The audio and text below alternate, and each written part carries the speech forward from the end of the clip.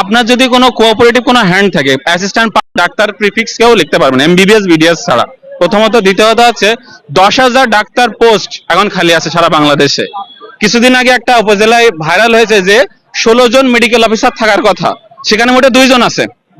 তাহলে বোঝেন যে 16 জন মেডিকেল অফিসারের কাজ 2 জন কিভাবে করবে। এই যে ডাক্তারের পোস্ট যেগুলো যে খালি আছে, এগুলো নিয়োগ হচ্ছে না। প্রতিবার আমরা আন্দোলন করে আমাদের আশ্বাস দেওয়া হয় যে হ্যাঁ তোমাদের পোস্ট খালি হয়েছে, সেগুলো নিয়োগ হবে, কিন্তু আজ পর্যন্ত কোথাও আমরা প্রজ্ঞাপন দেখতে পারিনি স্বাস্থ্য মন্ত্রণালয় থেকে যে হ্যাঁ নিয়োগের প্রজ্ঞাপন বা এই রিলেটেড কোনো প্রজ্ঞাপন আমরা আজ পর্যন্ত দেখতে পারিনি। হচ্ছে যেমন হচ্ছে এখন আমাদের আপাতত আউটডোর হচ্ছে আমাদের মেডিকেল, সব মেডিকেল আউটডোর, তারপর হচ্ছে সেবাগুলো বন্ধ আছে।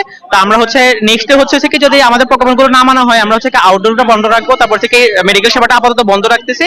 হ্যাঁ ঠিক আছে, এটা হচ্ছে কি জনগণের একটু হয়রানি হচ্ছে, কিন্তু আসলে এই হয়রানির শিকার কিন্তু হচ্ছে কি এখন যদি এগুলো ঠিক না হয়, পরবর্তীতে ডাক্তাররাও হচ্ছে কি হয়রানির শিকার হবে, এরপর হচ্ছে কি জনগণ আরো হয়রানির শিকার হবে। আমরা চাচ্ছি এটা একটা পার্মানেন্ট সলিউশন। সেজন্য আমরা হচ্ছে আন্দোলনটাকে আরো লং করব, যদি না হচ্ছে আমাদের দাবিটা না মানা হয়।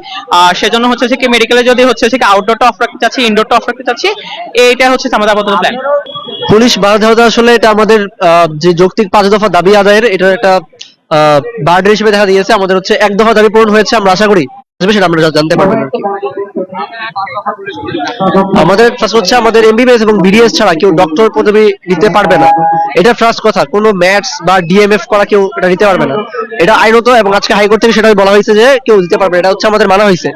আমাদের বিসিএস এর বয়স সীমা আগেই ছিল 32, যেখানে নর্মালি ছিল 30, এখন নর্মালি হয়েছে 32, এখন আমাদের 34 হওয়া উচিত। আমরা চাই যে আমাদের যেন বিসিএস এর বয়স সীমাটা ডাক্তার জন্য 34 হওয়া উচিত।